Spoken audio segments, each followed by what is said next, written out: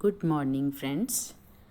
आज हम पढ़ेंगे इस खूबसूरत हरे शैवाल के बारे में। ये ग्रीन एल्गी है, वॉलवॉक्स, जिसको रोलिंग एल्गी भी कहते हैं और ग्लोब एल्गी भी कहते हैं। तो ये बिल्कुल रोल करता हुआ चलता है और ग्लोब की जैसे दिखता है, एकदम गोल है, स्फेरिकल, इसलिए इसको ग्लोब एल्गी भी कहते हैं। इस वॉलवॉक्स की सिस्टमेटिक पोजीशन अगर हम देखें, कहाँ इसका स्थान है, क्या इसका क्लासिफिकेशन है, किस तरह से क्लासीफाई किया जाता है, तो ये क्लासिफिकेशन है स्मिथ के द्वारा किया गया। 2 क्लासिफिकेशन अपने कोर्स में है, फ्रिश का क्लासिफिकेशन और स्मिथ का क्लासिफिकेशन, 2 हमने पढ़े हैं। तो ये स्मिथ का क्लासिफिकेशन है। इसके according division Chlorophyta, class Chlorophyceae, order Volvocales, family Volvocaceae, genus Volvox. तो फ्रिश का क्लासिफिकेशन भी कई किताबों में दिया हुआ है। उसमें जो क्लोरोफाइसी क्लास है उसका वॉल्वोकेल्स ऑर्डर है, यहाँ तक तो सेम है, लेकिन वॉल्वोकेल्स में फ्रिश ने एक अलग सब ऑर्डर में और डिवाइड करा है, क्लोरोमोनेडिनी। क्लोरोमोनेडिनी में जो फैमिली है वो फैमिली भी वॉल्वोकेसी नहीं होके स्फीरिलेसी फैमिली है। स्फीरिलेसी फैमिली में फ्रिश ने रखा है। तो दोनों ही क्लासिफिकेशन सही हैं आपकी किताब में। जो किसी में स्मिथ का फॉलो किया है, किसी ने फ्रिश का क्लासिफिकेशन फॉलो किया है। इसकी लगभग 20 जातियां हैं वो पाई जाती हैं पूरे संसार में, और कई 5-6 जातियां जो हैं वो इंडिया में भी पाई जाती हैं। तो इनमें से प्रमुख हैं Volvox globator, Volvox aureus, Volvox africanus, Volvox prolificus, Volvox rousseletii, Volvox minor, और भी कई जातियां हैं। तो यहाँ हम पहली बार जब वॉलवॉक्स की जाति का नाम लिखते हैं तो पहली बार उसका फुल नेम भी, जेनेरिक नेम भी लिखते हैं। उसके बाद दोबारा जब रिपीट हम करते हैं तो जेनेरिक नेम को शॉर्ट फॉर्म में लिख देते हैं, वी, कैपिटल वी डॉट, और स्पीशीज़ जैसे ऑरियस, और इसको हमेशा अंडरलाइन करते हैं, इटैलिक्स में लिखते हैं या अंडरलाइन करते हैं। जो बोटेनिकल नेम या साइंटिफिक जो नेम होते हैं उसको अंडरलाइन करके लिखते हैं हमेशा। तो वॉलवॉक्स जो है वो लैटिन भाषा के शब्द वॉल्वियर से आया है। वॉल्वियर मतलब टू रोल, लुढ़कना, तो इसलिए इसको रोलिंग एल्गी है, क्योंकि ये इसमें फ्लैजेला होते हैं। वॉलवॉक्स की जो सारी कोशिकाएं हैं, सभी कोशिका में फ्लैजेला होते हैं और वो एक साथ मूवमेंट करते हैं, जिससे वो पूरी कॉलोनी लुढ़कती हुई चलती है, तैरती हुई चलती है, क्योंकि ये एक प्लैंक्टोनिक एल्गा भी है। अच्छा, इसका अभी हम दूसरा टॉपिक हम पढ़ते हैं, वॉलवॉक्स का प्राप्ति स्थान या अकरेंस या हैबिटेट। तो हैबिटेट कैसी है, कहाँ पर ये पाया जाता है, कहाँ हम इसको देख सकते हैं, कहाँ इसका प्राप्ति स्थान है। तो ये एक फ्रेश वाटर अलवणीय जल में मिलता है, स्वच्छ पानी में मिलता है, और बरसात के दिनों में जो गड्ढे हो जाते हैं, कुछ छोटे तालाब बन जाते हैं, उनमें भी मिलता है। और ये जो बड़े जो प्लांट बॉडी हैं, तालाब हैं, जो परमानेंट तालाब होते हैं, उनमें भी पाया जाता है। तो परमानेंट और टेम्परेरी दोनों तरह के जो पानी की रिजर्वायर हैं उसमें जल की सतह के ऊपर तैरता हुआ मिलता है। तो ये एक तरह से प्लैंक्टोनिक एल्गी है, प्लवकीय शैवाल है। वर्षा ऋतु में ये काफ़ी ज़्यादा मात्रा में पाया जाता है और बसंत ऋतु तक ये काफ़ी ज़्यादा बढ़ता है, ग्रो करता है। और बसंत ऋतु के बाद जैसे गर्मी आने लगती है तो गर्मी में ये अपना लाइफ साइकिल को ख़त्म कर देता है। तो उसमें उस समय सेक्सुअल रिप्रोडक्शन होने लगता है और जाइगोट बन जाता है। और जाइगोट वो है, वो डार्क कलर की लाल रंग की मोटी भित्ति वाली स्ट्रक्चर होती है, जो एक पेरिनेटिंग बॉडी भी होती है, यानी विश्राम अवस्था में होता है। तो ये फिर पूरी गर्मी में विश्राम करता है तालाब की तलहटी में, पेंदे के अंदर। तो बारिश में और सर्दी में तो हमको ये मिल जाएगा तालाब में तैरता हुआ प्लैंक्टोनिक अवस्था में, और फिर बारिश के बाद या सर्दी के बाद ये एकदम गायब हो जाता है। गर्मी में बिल्कुल गायब रहता है, बिल्कुल दिखाई नहीं देता, क्योंकि वो तालाब की तलहटी में पेंदे में बैठ जाता है जाइगोट के रूप में, विश्राम अवस्था के रूप में। वॉलवॉक्स की थैलस की संरचना कैसी होती है? तो जैसा हम जानते हैं एल्गी के सारे जो प्लांट का जो स्वभाव है वो थैलस होता है, रूट जड़ तना पत्ती में विभेदित होता है, तो थैलस कहते हैं इसके हम प्लांट को। तो वॉलवॉक्स का जो थैलस है, जैसा हम जानते हैं कि एल्गी दो तरह की होती है, मोटे तौर से हम दो भागों में बांट सकते हैं, यूनिसेलुलर एंड मल्टी सेलुलर। तो वॉलवॉक्स एक मल्टी सेलुलर एल्गी है, और मल्टी सेलुलर में भी बहुत तरह के प्रकार होते हैं। तो मल्टी सेलुलर में ये कॉलोनियल स्वभाव का है, और कॉलोनी भी दो तरह की हो सकती हैं। एक तो सिनोबियम होती है, डेफिनेट कॉलोनी होती है, निश्चित आकार वाली कॉलोनी होती है, और एक कॉलोनी होती है जो इर्रेगुलर शेप वाली होती हैं। तो ये जैसा कि हमने थैलस के जो विभिन्न प्रकार जो पढ़े थे उसमें हमने पढ़ा था, तो ये सिनोबियम प्रकार का शैवाल है। और सिनोबियम में भी ये मोटाइल सिनोबियम है। सिनोबियम भी दो तरह के होते हैं, नॉन मोटाइल सिनोबियम भी हमने पढ़े थे। तो ये मोटाइल सिनोबियम है क्योंकि इसकी हर कोशिका में फ्लैजेला होते हैं, फ्लैजेला के द्वारा ये गति करता है। तो ये चल सिनोबियम या चल समंडल या निभह भी इसको कहते हैं। तो ये जो सिनोबियम है जो एक बॉल के रूप में होता है, इसकी आकृति, क्योंकि सिनोबियम की आकृति निश्चित आकृति होती है, तो वो चपटी भी हो सकती है, ओवल भी हो सकती है, किसी भी शेप में हो सकती है, लेकिन हर एक पर्टिकुलर जाति की निश्चित शेप होती है। तो वॉलवॉक्स की जो शेप है वो गोल है और खोखली गेंद की आकृति की है। तो बाहर जो गेंद की खोखली गेंद है, तो बाहर जो सरफेस है, परिधि पर इसमें सारी कोशिकाएं लगी रहती हैं, और बीच में पानी होता है कुछ जातियों में, और कुछ जातियों में श्लेष्मा भरा होता है। तो इन बॉल की जो साइज़ है वो साइज़ होता है, आल्पिन का जो सिरा होता है ना, आल्पिन हेड, इतना छोटा सा गोल बॉल होती है ये। तो ये अलग अलग जातियों में इनका साइज़ में भी थोड़ा फ़र्क होता है, और नंबर ऑफ सेल्स में भी थोड़ा फ़र्क होता है। तो 0.5 mm डायमीटर की ये होती है, तो नग्न आँखों से भी हम इसको देख सकते हैं। तो ये जैसे वॉलवॉक्स ऑरियस में 500 कोशिकाएं मिलती हैं एक सिनोबियम के अंदर। वॉलवॉक्स ग्लोबेटर है, उसमें 2000 तक कोशिकाएं मिलती हैं। ऐसे वॉलवॉक्स रोजेल्टाई है, उसमें 60,000 तक कोशिकाएं मिलती हैं। तो अलग अलग जातियों का नंबर जो स्पेसिफिक होता है और निश्चित होता है। तो इसमें जो सारी कोशिकाएं हैं वो चारों तरफ एक लेयर में अरेंज रहती हैं, बाहर होती हैं, परिधि की तरफ होती हैं, तो एक बॉल जैसी होती है। लेकिन ये जो बॉल है इसमें भी आगे का भाग और पीछे का भाग पाया जाता है, यानी थोड़ी सी इसमें पोलैरिटी पाई जाती है, पोलैरिटी ध्रुवता पाई जाती है। तो आगे का भाग जो है उसकी कोशिकाओं में जो आई स्पॉट है वो बड़ा होता है, और आगे की कोशिकाएं सारी ज़्यादातर वो वेजिटेटिव कोशिकाएं होती हैं, और पीछे के भाग में कुछ कोशिकाएं थोड़ी बड़ी बड़ी भी होती हैं, साइज़ में बड़ी भी होती हैं, वो रिप्रोडक्टिव सेल्स होती हैं।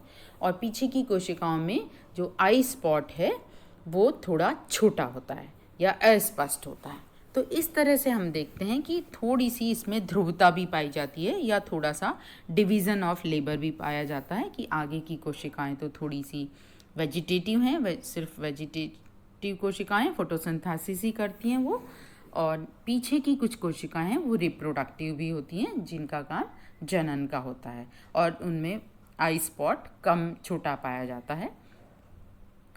तो इस तरह से गोल होते हुए, स्फेरिकल होते हुए भी थोड़ी सी इसमें ध्रुवता पाई जाती है, और थोड़ा सा डिवीज़न ऑफ लेबर, जो श्रम विभाजन है वो उसमें होता है। लेकिन ये जो पूरा सिनोबियम है ये एक इकाई की तरह व्यवहार करता है, जैसे कि एक पूरी यूनिट है। तो जब इसमें रिप्रोडक्शन भी होगा तो एक यूनिट पूरी की पूरी बॉल बनेगी एक, तो एक बॉल से 2 बॉल बन जाएंगी, और ये गति भी जो करती है तो पूरा एक साथ सारे फ्लैजेला गति करते हैं और पूरी बॉल जो है वो लुढ़कती है। इस तरह से ये गति करते हैं। वैसे सारी कोशिकाएं हैं जो एक दूसरे से अलग अलग रहती हैं, बिल्कुल ऐसे जुड़ी हुई नहीं रहती हैं। जुड़ी हुई वैसे रहती हैं कि श्लेष्मा के द्वारा जुड़ी हुई रहती हैं, और पूरे चारों तरफ भी उनके एक कॉलोनी का भी एक श्लेष्मा होता है। तो इस तरह से ये एक तरह से बीच की संरचना है। जैसे ये पैरेनकाइमेटस नहीं है, इनका विभाजन इस तरह से नहीं होता है, ये विभिन्न प्लेन में विभाजन नहीं होता, सिर्फ इसमें जैसे लॉन्गिट्यूडनल विभाजन ही होता है। एक ही तल में विभाजन है, सिर्फ लॉन्गिट्यूडनल विभाजन होगा। तो पैरेनकाइमा में विभिन्न तलों में विभाजन होता है, तब पैरेनकाइमेटस टिश्यू बनता है, मृदुतकीय टिश्यू बनता है। तो ये मृदुतकीय नहीं है, ये एक कॉलोनियल स्वभाव है जिसमें बहुत सारी कोशिकाएं वो एक साथ मिल के रहती हैं और उनका वो एक दूसरे पर निर्भर नहीं रहती हैं, और इनका जो पोषण के लिए जो है फोटोसिंथेसिस ये करती हैं वो सब इंडिविजुअल होती हैं। लेकिन हाँ, मोटिलिटी यहाँ पे वॉल्वॉक्स में एक साथ होती है, बस उसमें ये एक साथ कोऑर्डिनेट करती हैं। तो इसकी जो हर एक कोशिका है, एक कोशिका जैसे अभी आपने ये देखा था, इसमें ये बहुत सारी कोशिकाएं हैं। ये जो ग्रीन ग्रीन डॉट्स आपको दिख रही हैं ये एक एक कोशिका है। तो ऐसे बहुत सारी कोशिकाएं हर एक जाति में, जैसे किसी में 500 हैं, किसी में 2000 हैं, कहीं 50,000 हैं, इस तरह ये कोशिकाएं। और हर कोशिका में फ्लैजेला है। फ्लैजेला भी आपको इसमें दिखाई नहीं दे रहे हैं, बहुत छोटे होते हैं, बारीक महीन हैं, इसमें नहीं दिख रहे हैं। 2 फ्लैजेला होते हैं हर एक कोशिका के अंदर। तो ये सारी कोशिकाएं हैं। तो एक जो ये कोशिका है, इस कोशिका की संरचना कैसी है? वो कोशिका की संरचना है क्लेमाइडोमोनास टाइप की। तो ये क्लेमाइडोमोनास टाइप की ये कोशिका है, ये आप देख रहे हो। ये बहुत सारी कोशिकाएं हैं, ये पूरा एक सिनोबियम है। बाहर की कोशिका में आपको जैसे फ्लैजेला दिख रहे हैं, ऐसे ये सारी कोशिकाएं क्योंकि बाहर की ही हैं, सरफेस की हैं, सरफेस पे ही होती हैं कोशिकाएं, अंदर नहीं होती है कोशिका, खोखली गेंद होती है। तो इसमें बाहर की कोशिका में जैसे फ्लैजेला हैं, बीच की कोशिका में फ्लैजेला अपने को दिखाई नहीं दे रहे हैं क्योंकि वो अपने सामने की तरफ आ गए हैं, इसलिए चित्र में दिखाई नहीं दे सकते। तो सभी में 2 फ्लैजेला हैं। तो ये एक क्लेमाइडोमोनास की सेल की आप ये चित्र देखिए, नीचे जो दिखाया गया है बड़ी 2 कोशिकाएं दिखा रखी हैं क्लेमाइडोमोनास की। तो ऐसी कोशिका होती है, प्रत्येक कोशिका वॉल्वॉक्स की होती है। तो जिसमें पायरी फॉर्म होती है, नाशपाती के आकार की होते हैं। अगला भाग है वो थोड़ा नुकीला है, पिछला भाग है वो थोड़ा चौड़ा है। तो अगले नुकीले भाग में 2 फ्लैजेला हैं, और पिछला जो भाग है उसमें आपको ये कप शेप का क्लोरोप्लास्ट दिखाई दे रहा है। क्लोरोप्लास्ट के बीच में ये आपको एक न्यूक्लियस दिख रहा है। न्यूक्लियस होता है, एक न्यूक्लियस है, एक क्लोरोप्लास्ट है। क्लोरोप्लास्ट के अंदर एक पायरेनॉइड भी होता है, और क्लोरोप्लास्ट के अग्रभाग पर आई स्पॉट होता है। और ये जो फ्लैजेला है, फ्लैजेला के नीचे बेसल ग्रेन्यूल होता है। बेसल ग्रेन्यूल से ही फ्लैजेला निकलते हैं, और बेसल ग्रेन्यूल के नीचे 2 ये कॉन्ट्रैक्टाइल वैक्यूल भी दिख रही हैं, संकुचनशील रिक्तिकाएं। तो ये जो तैरती हैं जो कोशिकाएं, प्लवकीय कोशिकाएं होती हैं, इसमें इस तरह का गुण होता है। और प्लांट कोशिका का भी ये गुण होता है, उसमें वैक्यूल्स पाई जाती हैं। तो यहाँ पे ये विशेष रूप की वैक्यूल हैं, कॉन्ट्रैक्टाइल वैक्यूल्स हैं, ये पाई जाती हैं। और ये जो आप हेक्सागोनल सी या कोणीय ये जो स्ट्रक्चर देख रहे हैं, ये इसकी सेल वॉल है। तो कोशिका की जो सेल वॉल है, ये सेल वॉल का वो हिस्सा है जो कि म्यूसिलेजिनस होता है। तो ये म्यूसिलेजिनस सेल वॉल हैं, ये आपस में एक दूसरे से सटी रहती हैं, और सटी हुई रहती हैं आपस में, इसलिए ये बहुभुजी हो जाती है, पॉलीगोनल हो जाती हैं, हेक्सागोनल हो जाती हैं। तो इस तरह से ये सारी कोशिकाएं एक सिनोबियम के अंदर, इस कॉलोनी के अंदर एक दूसरे से सटी रहती हैं, और ये साइटोप्लाज्मिक कनेक्शन द्वारा जुड़ी रहती हैं। कुछ स्पीशीज़ हैं जिनमें साइटोप्लाज्मिक कनेक्शन नहीं पाए जाते, अन्यथा अधिकतर में पाए जाते हैं। और किसी में ये साइटोप्लाज्मिक कनेक्शन बहुत ही महीन होते हैं, पतले होते हैं, किसी में थोड़े बड़े साइटोप्लाज्मिक कनेक्शन होते हैं, मोटे मोटे होते हैं, और किसी में ये साइटोप्लाज्मिक कनेक्शन होते ही नहीं हैं। तो इस तरह से आप ये देखो, सरफेस पे इसके एक श्लेष्मा की और आवरण है। तो पूरी बॉल इन बॉल के अंदर, पूरी कॉलोनी के अंदर हर एक सेल एक श्लेष्मीय आवरण के द्वारा घिरी रहती है तथा पूरी कॉलोनी का एक श्लेष्मीय आवरण अलग होता है। तो ये है संरचना वॉल्वॉक्स की कॉलोनी की। गोलाकार स्फेरिकल कॉलोनी है, खोखली गेंद के रूप में है, जिसमें परिधि पे सारी कोशिकाएं अरेंज्ड रहती हैं और साइटोप्लाज्मिक कनेक्शन के द्वारा जुड़ी रहती हैं। और प्रत्येक जो कोशिका है, एक इंडिविजुअल कोशिका, वो क्लेमाइडोमोनाड टाइप होती है, नाशपाती के आकार की होती है, बिल्कुल क्लेमाइडोमोनास जैसी स्ट्रक्चर होती है। वॉल्वॉक्स में जनन, रिप्रोडक्शन, तो जब फेवरेबल मौसम होता है, अनुकूल परिस्थितियाँ होती हैं, भरपूर मात्रा में न्यूट्रिशन होता है, उनकी फेवरेबल लाइट होती है, फेवरेबल टेम्परेचर होता है, तो ये कोशिकाएं जनन करती हैं। तो जनन में अभी जैसा आपको पहले बताया था, आगे का जो गोला है, ये जो इसका कॉलोनी है, स्फेरिकल है, उसमें आगे की कोशिकाओं में जनन नहीं होता है, यानी सारी कोशिकाएं जनन में भाग नहीं लेती हैं, सिर्फ पीछे की कुछ कोशिकाएं होती हैं। तो अलग अलग जाति के हिसाब से लगभग 5 से 20 तक कोशिकाएं होती हैं। जैसे किसी कोशिका में, किसी सिनोबियम में कम कोशिकाएं, 500 कोशिकाएं, तो वहाँ 5 कोशिकाएं होंगी जो जनन में भाग लेंगी। जहाँ 50,000 60,000 कोशिकाएं हैं, वहाँ 50 तक कोशिकाएं हो सकती हैं जो कि जनन में भाग लेंगी। वो पोस्टीरियर हिस्से में होती हैं, पिछले भाग में होती हैं।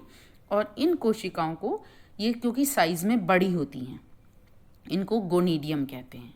तो ये जो गोनीडिया होती हैं, गोनीडिया जो है वो बड़ी साइज़ की रिप्रोडक्टिव सेल हैं। स्पेशल सेल हो गई, स्पेशल सेल सिर्फ यही है कि इनका साइज़ बड़ा है। साइज़ कितना बड़ा है?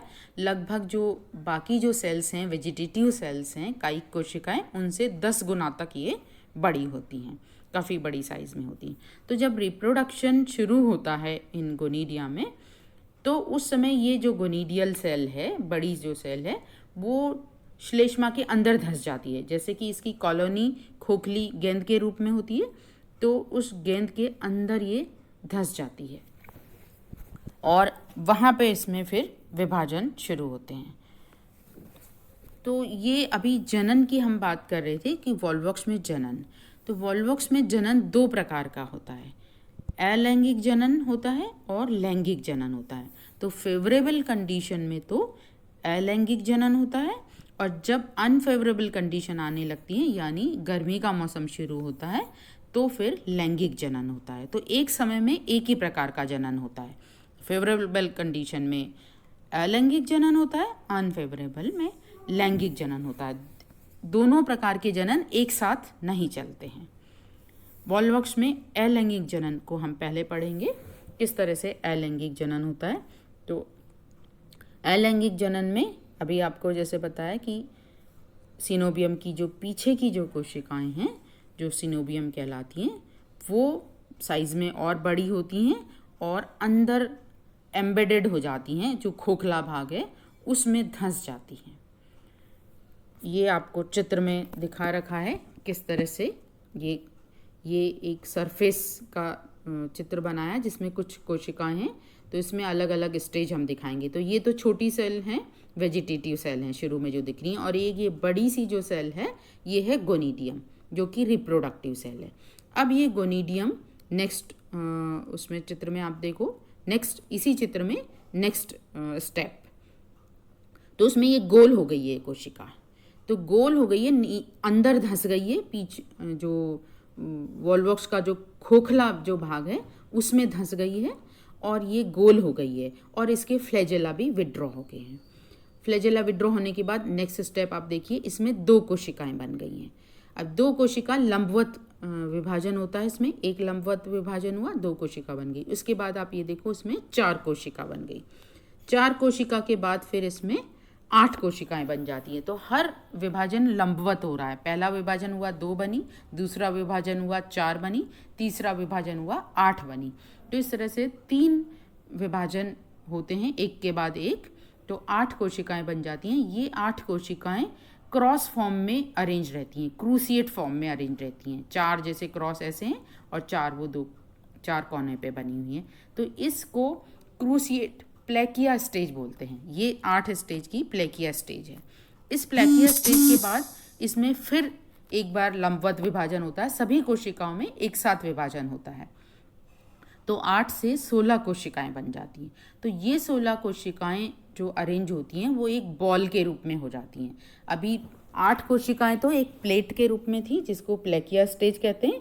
फिर 16 कोशिकाएं एक बॉल के रूप में हो जाती हैं, लेकिन उस बॉल में एक छेद होता है, ऊपर मुंह खुला हुआ रहता है, जैसे मटकी का मुंह खुला हुआ रहता है। इस तरह से ये 16 कोशिकाएं इस तरह से गोले के रूप में अरेंज हो जाती है। ये आप चित्र में देखिए। ये फिर 8 कोशिका का प्लेकिया स्टेज के बाद आ गई है 16 सेल्ड स्टेज, जिसमें कि एक मुंह होता है ऊपर, उस मुंह को कहते हैं फियालोपोर या फाइलोपोर, फियालोपोर बोलते हैं। इसके बाद उन सभी कोशिकाओं में फिर विभाजन। तो इस तरह से ये 16 से 32, 32 से 64, 64 से 128, 128 से 256, 256 से 512। इस तरह से हर कोशिका में लंबवत विभाजन होता जाता है और ये कोशिकाओं का नंबर बढ़ता जाता है जब तक कि उस स्पीशीज़ जाति विशेष का स्पेसिफिक नंबर नहीं आ जाता। जैसे किसी जाति का 500 हैं कोशिकाएं, किसी में 2000 हैं, किसी में 50,000 हैं। तो जहाँ तक उसका नंबर होता है उतनी ये कोशिकाएं बढ़ती जाती हैं और एक पूरी ये गोला बन जाता है, स्फीयर बन जाता है।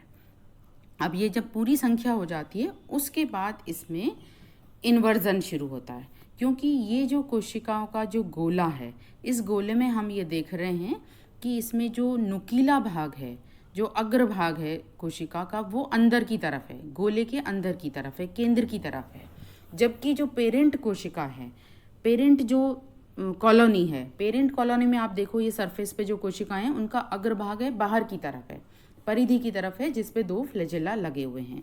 और यहाँ जो डॉटर कॉलोनी अभी ये जो बन रही है, नई कॉलोनी बनी है, इसमें ये जो कोशिका है, एक जो सिंगल कोशिका है उसका नुकीला भाग अंदर की तरफ है, जहाँ पे बाद में की फ्लैजेला बनेगा। तो अभी फ्लैजेला लगा नहीं है, इन पे बना नहीं है और इन पे सेल वॉल भी नहीं आई है। ये सारी आपस में एकदम सटी सटी कोशिकाएं हैं। अभी आप पेरेंट कॉलोनी में आप देख रहे हो कि इसमें कोशिकाएं जो हैं वो दूर दूर हैं, क्योंकि वो म्यूसिलेज के द्वारा दूर दूर हो गई हैं। और यहाँ पे ये कोशिकाएं सब सटी हुई कोशिकाएं हैं और इनका जो अग्रभाग है वो अंदर की तरफ है, केंद्र की तरफ है। तो अब ये उल्टेगा, इन्वर्जन होगा, पूरी कॉलोनी उलट जाएगी और जैसे पेरेंट कॉलोनी होती है वैसे ही हो जाएगी। यानी अग्रभाग जो नुकीला भाग है वो परिधि की तरफ आ जाएगा, बाहर की तरफ हो जाएगा, और सेंटर की तरफ जो गोल वाला भाग है, चौड़ा भाग है, वो आ जाएगा। तो इन्वर्जन कैसे शुरू होता है? बीच में एक खांच बनती है, पहले बीच में खांच बनती है और ये जो फियालोपोर है वो चौड़ा हो जाता है, ऊपर से मुंह चौड़ा हो गया, और जो नीचे का हिस्सा है, पेंदे का हिस्सा है, पेंदे में एक उभार बनने लग जाता है जो सेंटर की तरफ बढ़ता है। तो सेंटर की तरफ नीचे का उभार बढ़ता चला जाता है और उधर से ऊपर से जो खुला सिरा है इसका, जो फियालोपोर वाला सिरा है, वो चौड़ा होता जाता है और वो मुड़ने लग जाता है। और इस तरह से पूरा जो फियालोपोर वाला चौड़ा हिस्सा है वो मुड़ के नीचे की तरफ आ जाता है और फियालोपोर बंद हो जाता है।